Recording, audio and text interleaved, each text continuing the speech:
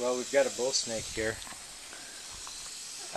hissing at us, and it's stuck in this plant netting. And the cat was attacking him earlier, and it's all coiled up. So how are we going to get this snake free without getting bit? And this is a pretty big snake. It's kind of hard to see right now. I bet it's 2 meters. We probably got a 6-footer here.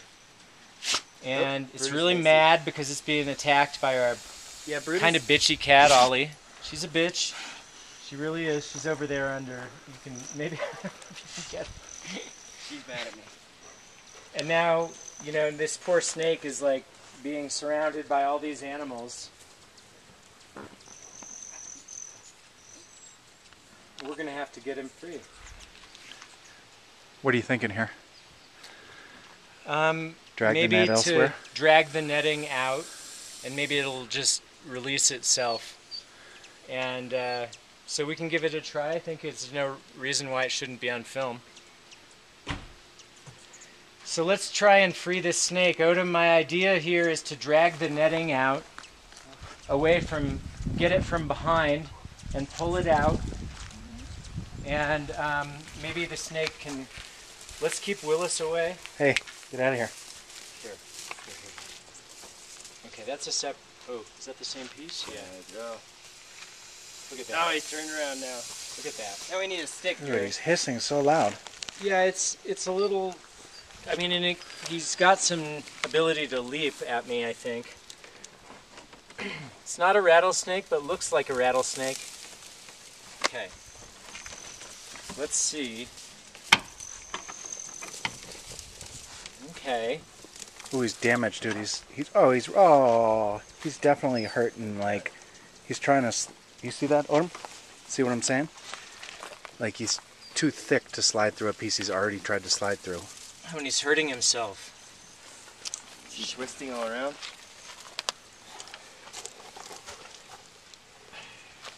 Okay, I need a leather man. I don't have one. Do you have one in your truck? Yeah, I see what's going on here. This is a good position to work because He can't do anything. he's really trying to hide himself. He's fucking huge, dude. Odin, look in the back side pocket. Do you see one?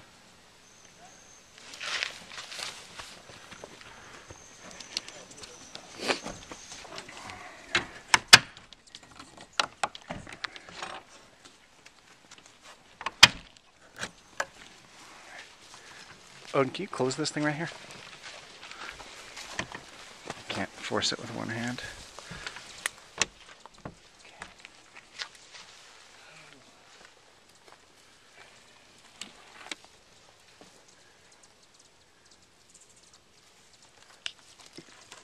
So what happened here, Jerry? He's trying to slide through something way too small for him? Yeah.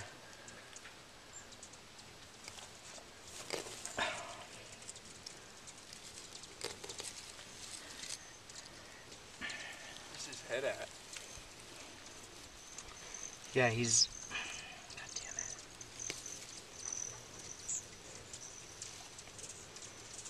Beautiful snake, though. Luckily his head is tangled up in there, although I could get bit. He's got his body like really wrapped in, like he's sticking himself underneath the steps. Some gloves, Jerry? Sure. You have something in your truck? Just freed some part of him. Is he just going further up in there? Oh, don't do it, dude. Don't do it. Oh, brother. He's trying to push through the even further. Oh, he's so fucked up in there. Way better than no protection. Here you are. True. If I get bit, it won't be as bad. Might just go right past the glove and hit you in the wrist. Oh man, he's tangled himself again.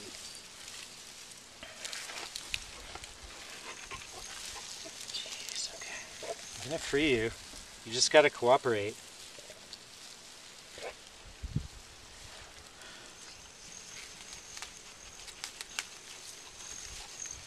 Worried that he's gonna suffocate himself.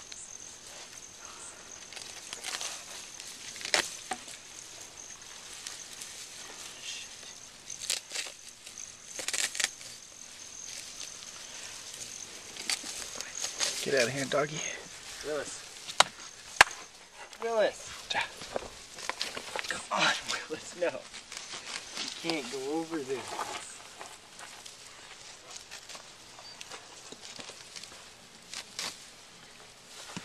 Come on. Ooh.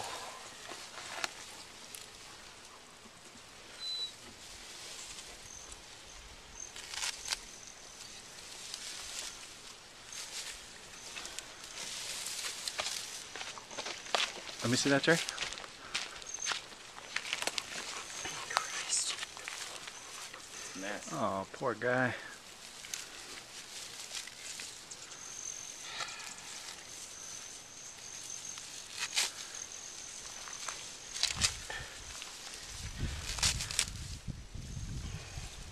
Is there any chance of pulling him out at this point?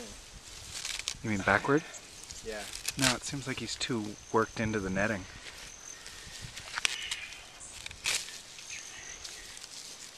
No wonder the cat was so comfortable just sitting there.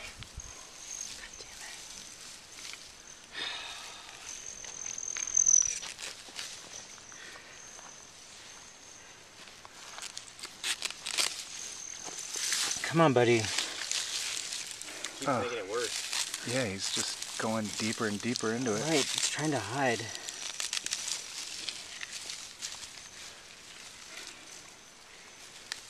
Put that down for me.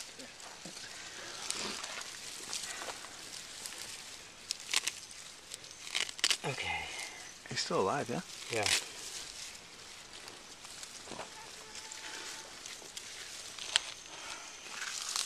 Scissors, Odin. Give me scissors. Okay, where can I They're find in the house, to the right, like of where the phone is, to the far right, in like jars.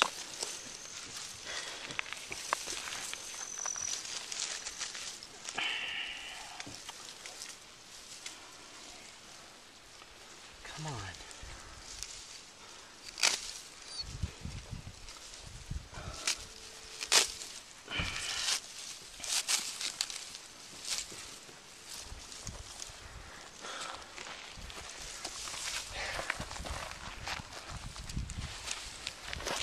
Do you want me to maybe hold his head so he doesn't snap back at you? Yeah.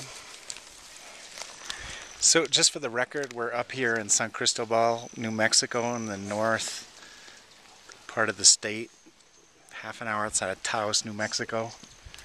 We're rolling home from checking out Jerry's Gardens with Sticks and Stones Earthworks.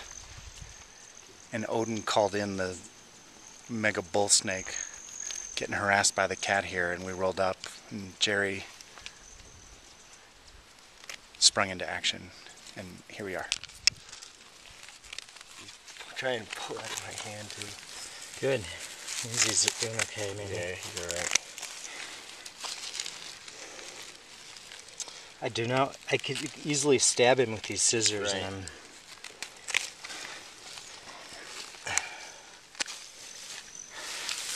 Christ. It's right here mostly, right behind my hand. This is a really bad spot. No, Can you but- cut out some of that?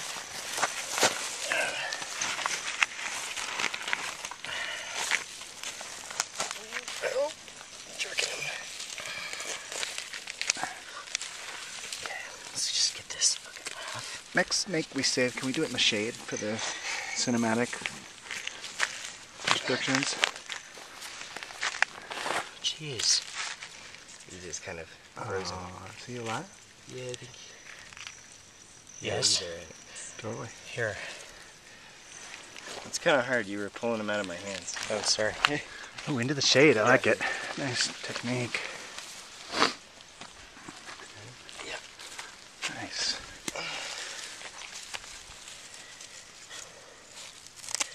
Just worried about him suffocating himself in this. It's fine. He's moving pretty good right now. He's feeling freedom. He knows it's close. I saw a video recently about a group in a boat that found a whale tangled in a net. Oh, dude, that was the most amazing video. The Sea of And Cortez. Yeah, and they spent like all day freeing him from this net, which was just unbelievable. Hold Come on, dude, I'm helping you. Don't fight And then he me. starts breaching and just eternally jumping all around the boat to show how that was insane. joyful he is. Now I don't expect the same kind of treatment from the snake that the whale provided in terms of Look, entertainment. Really, But I nonetheless, think he's injured himself sliding through. It's a little cut into his skin. I know.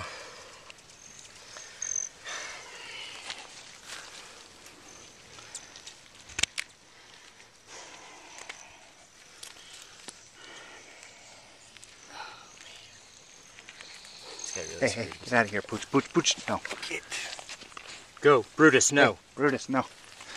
Get lost.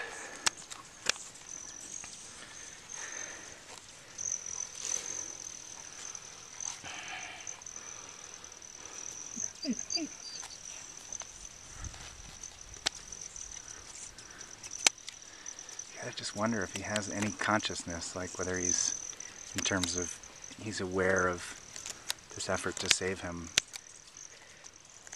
He probably thinks we're about to eat him or something. But who knows what he's thinking, right? It's the eternal question. It's a mess.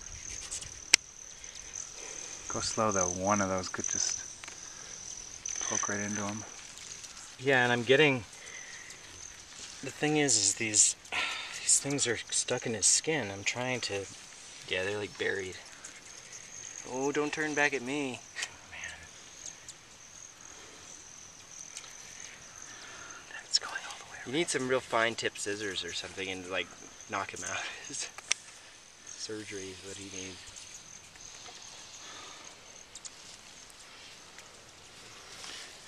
These things are coming out. I don't like the way he's wrapped around my hand like that. No. You want to get him again?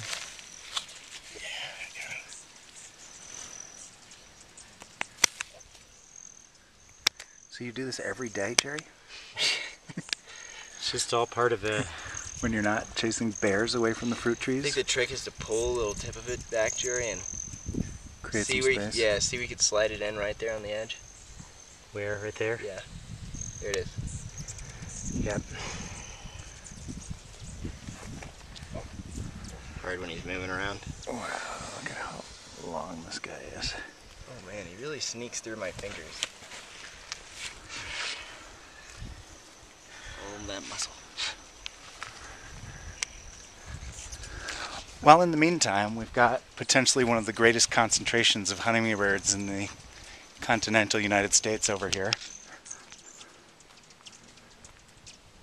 Jerry, this is like, I don't know, maybe later in the day they'll come out heavy, but I was up here yesterday and there was like 100 of them buzzing around here.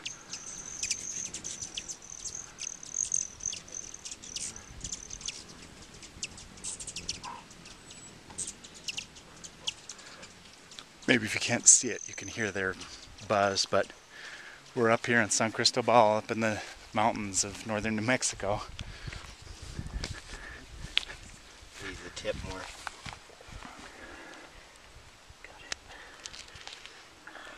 We're getting him. Nice. Unstuck here. You know, maybe the snake... Ooh, this one's really tight. Uh-huh. Oops. There it is. Nice. This poor guy. He's gonna be a little hurt, I think. He's okay though. He's gonna be okay. These wild animals are tough. Alright, start up from up here, Jerry. Okay, can you get the... Pull it out. Nice teamwork, fellas. Whoop. Separation. Did you get it? No. Oh, God. Oh, it's tight. He's only got 3 more. Really, they're the tightest too. Alright, right there maybe? Nice hit him. So wait, in a second, when you finish this, Yeah. Do you want to think through the departing moments before he just slithers off? No más. Well, hopefully he slithers off, but I think he will.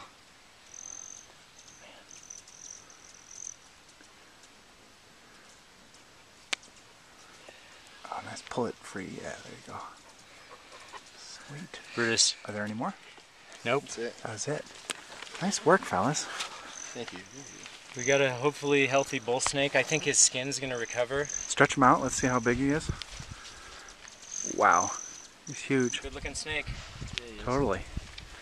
Yeah, So once again, it's Len Davis with Panjali Productions, and we're up here in San Cristobal, New Mexico, Ready to go. and Jerry's place. This is the Sticks and Stones Earthworks International headquarters, and we're on the edge of the Carson National Forest here, and Odin here is going to return him. Catch and release. Catch him. Well, yeah, baby, freedom. Go for it. Look at him move. Nice. Nice. And there you have it.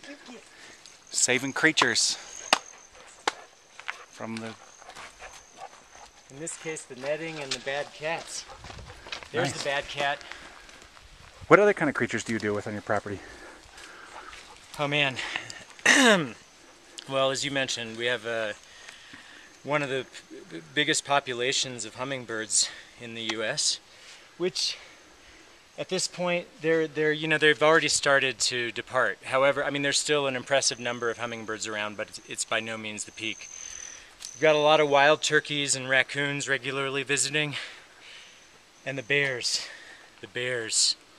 We love the bears, but they're bad sometimes. They really cause problems, and so it's like a delicate balance.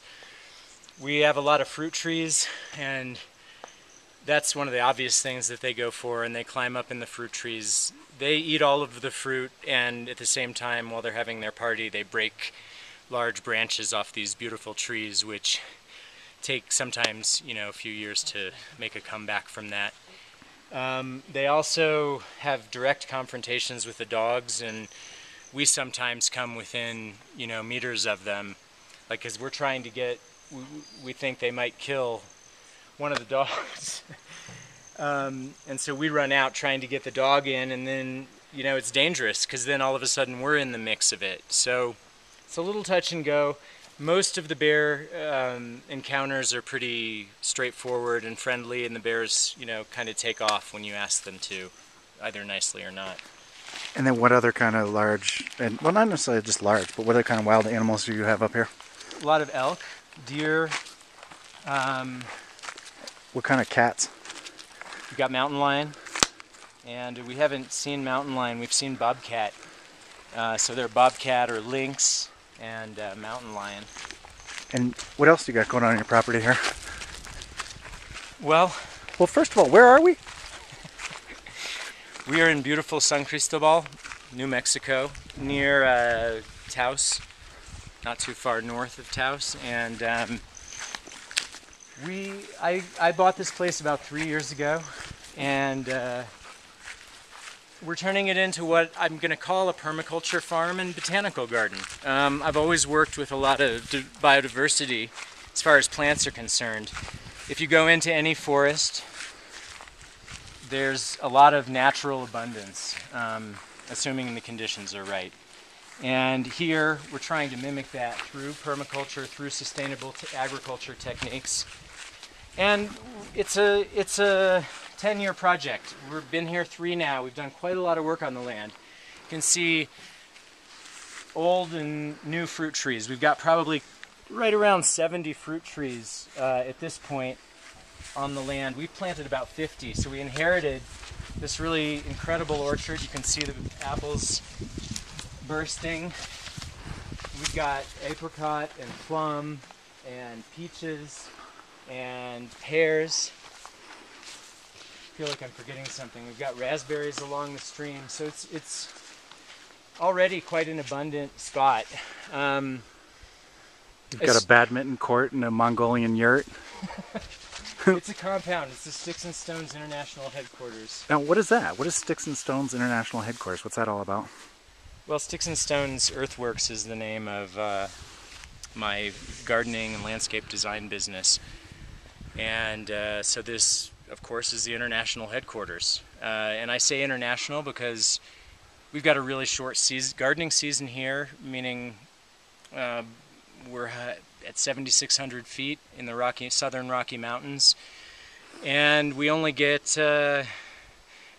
somewhere around 90 to 120 frost-free days a year. And everything is packed into like a 6-month season where you get ready for 2 to 3 months and then you have your frost-free time and you garden like crazy, and then it all comes to an end at some point in late September or early October, depending on the year. It could be earlier or later than that.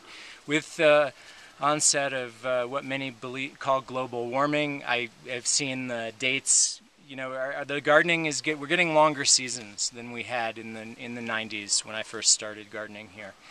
So, in any case, Sticks and Stones was born out of a love of gardening and development of sustainable agriculture, which some of us believe, I very much so, that everywhere I go in the world, practical solutions and sustainable solutions are much in demand on a lot of different levels, and that is something that we're trying to rise up to find solutions agriculturally, to look towards the food crisis in places like Haiti, from there to garden therapy as people need it in wealthier countries.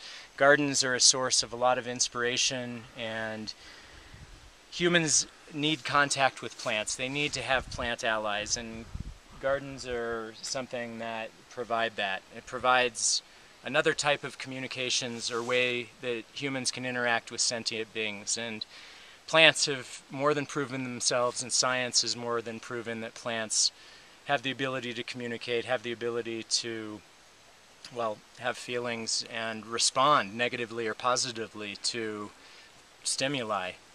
So we try and provide or bridge the gap between plants and people and find solutions that are direly needed in our society. Nice. What do you got going in the greenhouse here?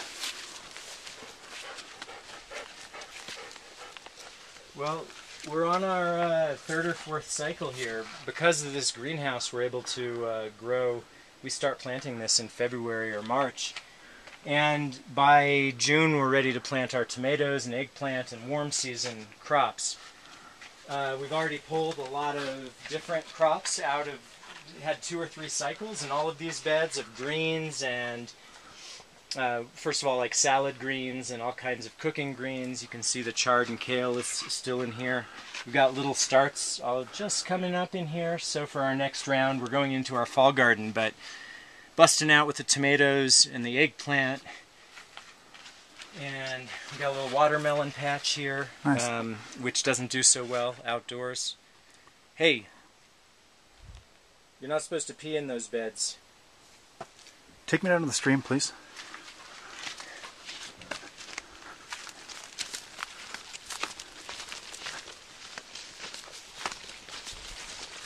You can edit shit like this. I don't edit. I'm a one-take wonder.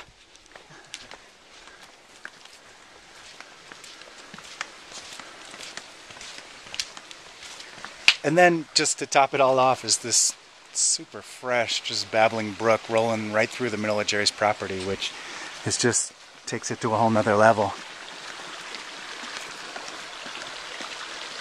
And this is just coming right down out of the mountains behind you? Indeed.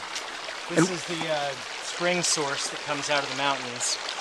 And some of it is used and diverted up above as it comes out of the foot of the mountains for the community water system, which is a gravity-fed system. And then this stream is what's used for the community agriculture. And in the summertime, that water is divvied up by parciantes. It's called an acequia system here in New Mexico. Nice, stay here, Jeff. Great. Well, I think at 25 minutes we're going to call it cuts here, but like we said, you're here in San Cristobal, New Mexico, about a half an hour outside of Taos. We're on the edge of the National Forest. We're at Sticks and Stones International Headquarters. I'm Len Davis with Pangiality Productions. It's my main man, Jerry Schwartz. We met in Nepal 15 years ago at Steve Brothers' house in Kathmandu. And we like to reconnect every couple of years and tap in. And right now we're doing some work talking about and sort of sharing the beauty of these gardens and the design and the approach and the bounty that Jerry's been cultivating for a couple decades now. So it's a pleasure to be here, Jerry. Thanks for having me, bro. Always great, Len. Word up. Love you, brother. Stay fresh.